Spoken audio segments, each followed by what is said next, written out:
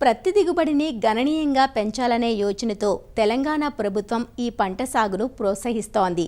తెల్ల బంగారం ధరలు క్వింటా 13 నుంచి 14 వేల మధ్య పలకడంతో అధిక శాతం రైతులు ఈ పంట సాగుపై ఆసక్తి చూపుతున్నారు. ప్రత్తి దిగుబడిని పెంపొందించే మార్గం అధిక సాంద్రతలో సాగు చేపట్టడం. గత ఏడాది ప్రత్తి తీత యంత్రాలు అందుబాటులో ఉన్న చోట రైతులు అధిక సాంద్రత విధానం చేపట్టి మంచి ఫలితాలు సాధించారు. ఎకరాకు 7,000 మొక్కలు వేసే చోట 25,000 మొక్కలు వేయటం ఈ సాగు ప్రత్యేకత. అయితే నల్లరేగడి భూముల్లో అధిక సాంద్రత విధానాన్ని చేపట్టకూడదని, కేవలం ఎర్ర నేలలు, తేలికపాటి చల్కా నేలల్లోనే అధిక సాంద్రతలో సాగు చేపట్టాలని నిపుణులు సూచిస్తున్నారు. ప్రత్తి విత్తేందుకు న్యూమాటిక్ ప్లాంటర్ అనే కొత్త యంత్రాలు సైతం అందుబాటులోకి వచ్చాయి. అధిక సాంద్ర విధానంలో ప్రత్తి సాగుపై సూచనలు అందిస్తున్నారు ప్రొఫెసర్ జయశంకర్, తెలంగాణ రాష్ట్ర వ్యవసాయ విశ్వవిద్యాలయం, నాగర్ కర్నూలు జిల్లా Palem Krishi Vigyana Kendram program coordinator doctor Prabhakar Reddy. అధిక సాంద్రత పత్తి సాగు అనేది సాధారణ పత్తి సాగుకు భిన్నంగా వరుసల మధ్య దూరం మరియు మొక్కల మధ్య దూరాన్ని పెంచుకొని ఒక ఎకరాకు ఉండే మొక్కల సంఖ్యను 5,000 నుంచి 25,000 వరకు మొక్కల సంఖ్యను పెంచుకునే విధంగా అధిక సాంద్రత పత్తి సాగు అనేది రూపొందించడం జరిగింది. ఇక్కడ ముఖ్యంగా చూసినట్లయితే ఈ అధిక సాంద్రత పత్తి సాగు అనేది చల్క నేలలకు, బలం తక్కువగా ఉండే ఎర్ర నేలలకి, తేలిక నేలలకు బాగా అనుకూలమైంది. పత్తి విత్తుకునేటప్పుడు వరుసల మధ్యలో దూరం 90 సెంటీమీటర్లు, మొక్కల మధ్యలో దూరం 90 సెంటీమీటర్లు విధంగా సాధారణ పత్తి సాగులో విత్తుకుంటారు. ఈ విధానంలో విత్తినప్పుడు మనకు ఒక ఎకరాలో 5,000 వరకు మొక్కలు వస్తాయి. అయితే కొన్ని ప్రాంతాల్లో రైతులు వరుసల మధ్యలో 90 సెంటీమీటర్లు, మొక్కల మధ్యలో 60 సెంటీమీటర్లు లేదా 30 సెంటీమీటర్లు అలా విత్తుకుంటారు. మనకు సాధారణంగా ఒక ఎకరాకు 7,000, 8,000 వరకు కూడా మొక్కల సంఖ్య వచ్చే అవకాశం ఉంటుంది. అయితే ఈ అధిక సాంద్రత పత్తి సాగులో ఒక ఎకరాకి 25,000 వరకు కూడా మొక్కల సంఖ్యను పెంచుకొని మొక్కల మధ్య దూరాన్ని, వరుసల మధ్య దూరాన్ని తగ్గించుకునే విధంగా వరుసల మధ్యలో 80 సెంటీమీటర్లు మరియు మొక్కల మధ్యలో 20 సెంటీమీటర్లు వచ్చే విధంగా నాటుకోవటం ఈ పద్ధతిలో మొదటి ముఖ్యమైన అంశం. మొక్కలకు ఉండే కాయల్ని దృష్టిలో పెట్టుకొని మనకి దిగుబడి పెంచుకునే విధానంగా ఈ పద్ధతి అనేది రూపొందించడం జరిగింది. సాధారణ పత్తి సాగులో మనకి విత్తనం యొక్క మోతాదు కనుక చూసుకున్నట్లయితే ఒక ఎకరాకు 1 కిలో విత్తనం సరిపోతుంది, అంటే 2 ప్యాకెట్ల విత్తనం సరిపోతుంది. అయితే ఈ పత్తి సాగు విధానంలో మనకు ఒక ఎకరాకి 5 ప్యాకెట్లు, అంటే 2.5 కిలోల వరకు కూడా విత్తనం యొక్క మోతాదు అనేది పెంచడం జరుగుతుంది.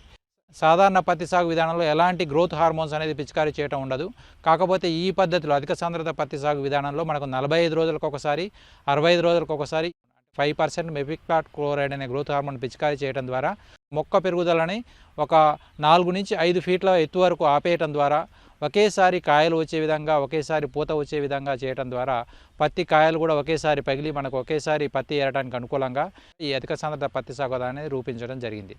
ఈ పత్తి సాగులో మనం పంట కాలాన్ని 140 నుంచి 150 రోజుల్లో కంప్లీట్ చేసుకోవచ్చు.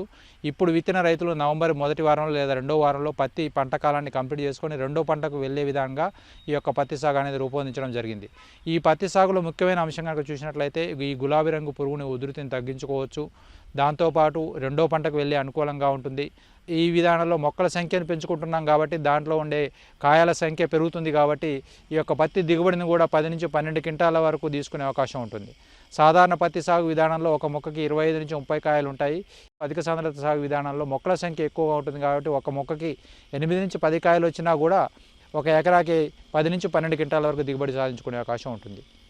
సాధారణ పత్తి సాగుకి ఈ అధిక సాంద్రత పత్తి సాగులో 2 ముఖ్యమైన తేడాలు ఉన్నాయి. ఒకటి, మొక్కల మధ్య మరియు వరుసల మధ్య దూరం తగ్గించుకొని మొక్కల సంఖ్యను పెంచుకోవడం ఒకటి. రెండవది, ఈ పెరుగుదలను నియంత్రించే ఈ యొక్క గ్రోత్ హార్మోన్స్ పిచికారీ చేయడం ద్వారా ఈ యొక్క పెరుగుదలను తగ్గించి దాని ఆధారంగా ఒకేసారి కాయ పక్వానికి వచ్చే విధంగా ఏర్పాటు చేసుకోవడం అనేది ఈ రెండు ముఖ్యమైన అంశాలు మనం గమనించాల్సిన అవసరం ఉంటుంది. దాంతోపాటు మనం రసాయన ఎరువుల యాజమాన్యం కనుక చూసినట్లయితే మనకు ఒక ఎకరా అధిక సాంద్రత పత్తి సాగుకు 48 కిలోల నత్రజని, 24 కిలోల భాస్వరం, 24 కిలోల పొటాషియం అవసరం పడుతుంది. దీని గురించి కానీ పత్తి విత్తేటప్పుడు ఒక బ్యాగు DAP వేసుకోవాలి. ఎప్పుడైతే మనకు ఈ DAP రూపంలో కాకుండా సింగిల్ సూపర్ ఫాస్ఫేట్ రూపంలో వేసుకున్నప్పుడు 3 బ్యాగుల సింగిల్ సూపర్ ఫాస్ఫేట్, అంటే 150 కిలోల సింగిల్ సూపర్ ఫాస్ఫేట్ని పత్తి విత్తేటప్పుడు వేసుకోవాల్సిన అవసరం ఉంటుంది.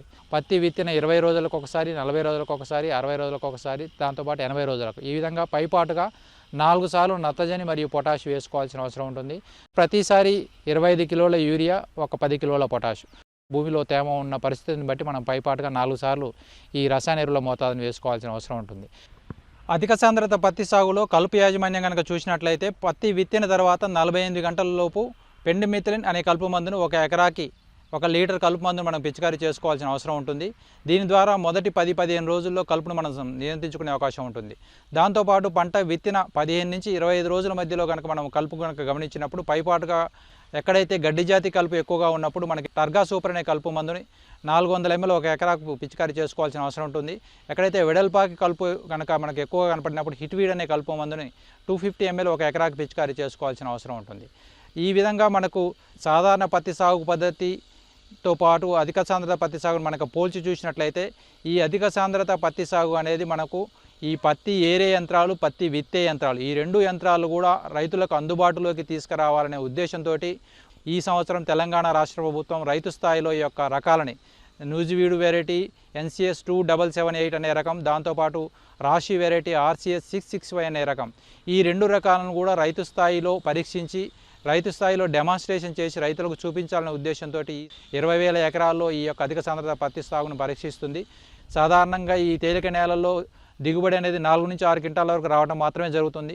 అయితే ఈ తేలిక నేలల్లో అధిక దిగుబడి తీసుకురావడానికి అధిక సాంద్రత పత్తి సాగు అనేది తీసుకురావడం జరిగింది. ముఖ్యంగా ఈ అధిక సాంద్రత పత్తి సాగు విధానం వల్ల ఎక్కడైతే బలం తక్కువగా ఉండే నేలల్లో మనకి ఈ మొక్కల సంఖ్యను పెంచుకోవడం ద్వారా, దాని ద్వారా కాయల సంఖ్యను పెంచుకోవడం ద్వారా అధిక దిగుబడి తీసుకురావడం, దాంతోపాటు ఈ యొక్క రసాయన ఎరువుల వినియోగ సామర్థ్యం, నీటి యొక్క వినియోగ సామర్థ్యాన్ని కూడా 60 నుంచి 65% వరకు పెంచుకునే అవకాశం ఉంటుంది.